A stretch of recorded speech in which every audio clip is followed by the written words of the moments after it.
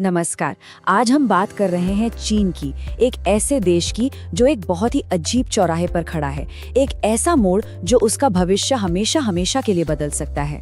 और देखिए, ये सिर्फ आंकड़ों की बात नहीं है, ये बात है उस देश की तकदीर की जो इतनी तेजी से बूढ़ा हो रहा है जितनी हमने कभी सोचा भी नहीं था।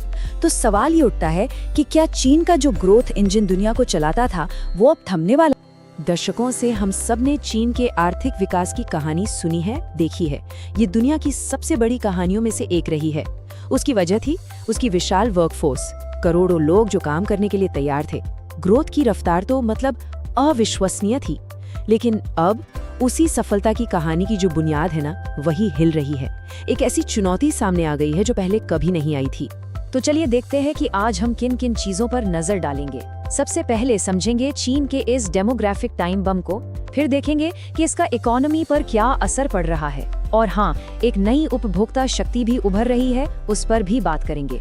क्या ऑटोमेशन इसका कोई हल है, और आखिर में जापान के अनुभव से क्या सबक सीखा जा सकता है। तो चलिए सबसे पहले और सबसे जरूरी सवाल से शुरू करते हैं। ये चीन का डेमोग्राफिक टाइम बम आखिर है क्या भला? देखिए, ये कोई नई बात नहीं है। ये तो उस घड़ी की टिक टिक जैसी है जो दशकों से चल रही थी, और अब ऐसा लग रहा है कि वो बस बज नहीं वाली है। ये जो ग्राफ है ना, ये पूरी कहानी कह देता है। जरा इन दो लाइनों को देखिए। एक लाइन जो नीचे जा रही है वो है चीन की युवा आबादी, और दूसरी जो रॉकेट की तरह ऊपर जा रही है वो है बुजुर्ग आबादी। और ये दोनों एक दूसरे को काट रही हैं। मतलब साफ है, चीन में जवान लोग कम हो रहे हैं और बूढ़े लोग तेजी से बढ़ रहे हैं। और ये कोई धीमा बदलाव नहीं है, ये बहुत बहुत तेजी से हो रहा है। ये बात वाकई में ऐतिहासिक है। अपने मॉडर्न हिस्ट्री में पहली बार चीन में जन्म से ज्यादा मौतें हो रही हैं। सोचिए जरा, एक ऐसा देश जिसकी पहचान ही उसकी विशाल आबादी से थी, वहां अब आबादी बढ़ने के बजाय घट रही है। ये किसी भूचाल से कम नहीं है। तो ये गिरावट कितनी बड़ी है, आंकड़े देखिए। अकेले साल 2022 में चीन की आबादी 8.5 लाख, 8,50,000 कम हो गई। ये सिर्फ एक नंबर नहीं है, ये एक अलार्म बेल है, एक चेतावनी है कि ये बदलाव कितनी तेजी से आ रहा है। तो सवाल ये उठता है कि चीन इस हाल में पहुंचा कैसे? इसकी जड़ें जाती हैं उसकी बहुत मशहूर, या कहें कि बदनाम, वन चाइल्ड पॉलिसी तक। ये पॉलिसी 1979 से 2016 तक चली, और इसने दशकों तक जन्म दर पर इतनी जबरदस्त लगाम लगाई कि आज के इस डेमोग्राफिक संकट की नींव उसी वक्त रख दी गई थी। तो ये तो हुई आबादी की बात। अब इसके आर्थिक नतीजों को समझते हैं। सीधी सी बात है, जब किसी देश में काम करने वाले हाथ कम हो जाएं और उन पर निर्भर रहने वाले लोग बढ़ जाएं, तो उसकी इकोनॉमी का क्या होगा? और इस पर एक्सपर्ट्स की राय लगभग एक जैसी है। जैसे रिजर्व बैंक ऑफ ऑस्ट्रेलिया का कहना है, और ये बिल्कुल साफ है, कि चीन की ये जो बूढ़ी होती आबादी है वो देश की आर्थिक तरक्की पर सीधा सीधा ब्रेक लगाने वाली है। और चिंता की बात ये है कि ये ब्रेक हर दशक के साथ और कसता ही जा रहा है। अगर हम जीडीपी पर इसके असर को देखें तो 2010 के दशक में ये नेगेटिव असर करीब 3.6% था।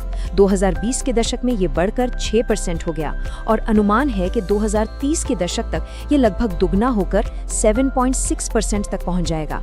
मतलब ग्रोथ पर दबाव बढ़ता ही जा रहा है। और ये मामला सिर्फ जीडीपी ग्रोथ का नहीं है। जरा सोचिए, सोशल सिस्टम्स पर कितना ज्यादा दबाव पड़ रहा होगा। चीन के पेंशन सिस्टम को ही देख लीजिए, इसे सी ग्रेड मिला है। इसका मतलब है कि इसमें बड़े रिस्क हैं। और सबसे बड़ा सवाल यही है कि क्या ये सिस्टम इतनी बड़ी और तेजी से बढ़ते बुजुर्ग आबादी का बोझ उठा भी पाएगा?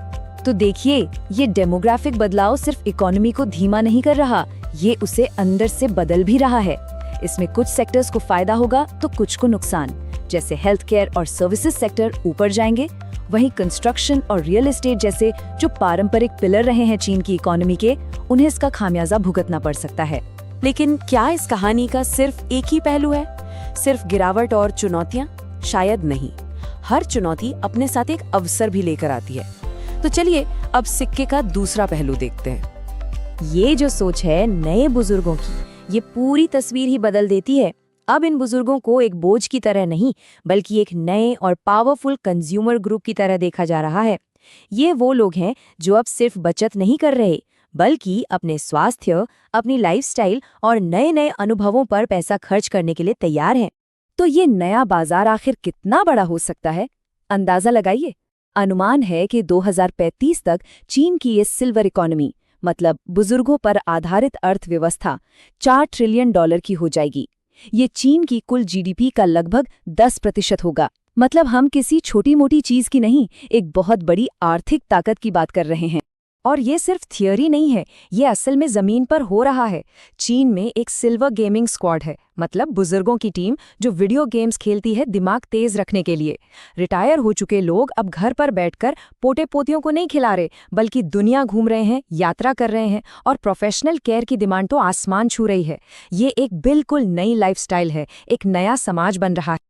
अच्छा, तो एक तरफ है सिल्वर इकोनॉमी का अवसर, दूसरा संभावित समाधान क्या हो सकता है? टेक्नोलॉजी। सवाल ये है कि क्या मशीनें कम होते इंसानी हाथों की जगह ले सकती हैं? इसके पीछे एक बहुत ही दिलचस्प इकोनॉमिक थ्योरी है। वो ये कि जब लेबर की कमी होती है, जब काम करने वाले लोग कम मिलते हैं, तो कंपनियां मजबूर हो जाती हैं। किस लिए? नई टेक्नोलॉजी और ऑटोमेशन में पैसा लगाने के लिए। एक तरह से कह सकते हैं कि यहाँ जरूरत ही आविष्कार की और साथ ही साथ प्रोडक्टिविटी की भी जननी बन जाती है। हमें ये याद रखना होगा कि चीन की मैन्युफैक्चरिंग की जो बादशाह थी, वो सस्ते और ढेर सारे मजदूरों के दम पर बनी थी। लेकिन वो जमाना अब चला गया। कामकाजी आबादी लगातार घट रही है, इसलिए अपनी प्रोडक्टिविटी को बनाए रखने या उसे बढ़ाने के लिए ऑटोमेशन अब चीन के लिए कोई ऑप्शन नहीं है, ये एक जरूरत बन चुका। अब इस पूरी सिचुएशन को और गहराई से समझने के लिए एक नज़र डालते हैं उस देश पर जो इस रास्ते पर चीन से पहले ही चल चुका है, और वो है जापान। जापान का अनुभव चीन के लिए एक बहुत ज़रूरी सबक भी है और एक चेतावनी भी। जापान ने जो अनुभव किया उसे लॉस्ट डेकेड्स यानी खोए हुए दशक कहा जाता है, और ये चीन के लिए एक सीधी सीधी चेतावनी है। जापान के अनुभव से सबक क्या मिलता है? सबक ये है कि सिर्फ सरकारी पैकेज और डिमांड बढ़ाने की कोशिशें लंबे समय तक काम नहीं करती।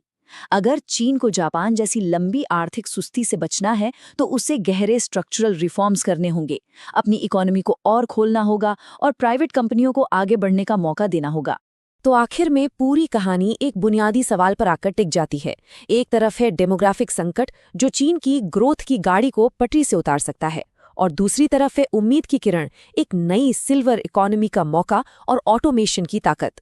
चीन का भविष्य इसी बात पर टिका है कि वो इस तराजू के दोनों पल्लों को कैसे बैलेंस करता है। और यही हमें इस पूरी चर्चा के सबसे बड़े और सबसे अहम सवाल पर ले आता है। क्या चीन अमीर होने से पहले ही बूढ़ा हो जाएगा? ये एक ऐसा सवाल है जिसका जवाब सिर्फ चीन का नहीं, बल्कि आने वाले समय में पूरी दुनिया का भविष्य तय करेगा।